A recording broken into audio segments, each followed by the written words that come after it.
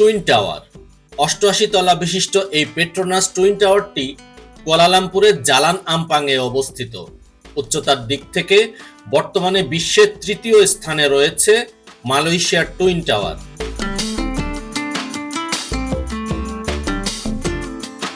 Argentina, Philippine ও মালয়েশিয়ার দক্ষ ইঞ্জিনিয়ারদের দ্বারা নির্মিত এই টুইন টাওয়ারটি নির্মাণের সময় লেগেছে ৭ বছর।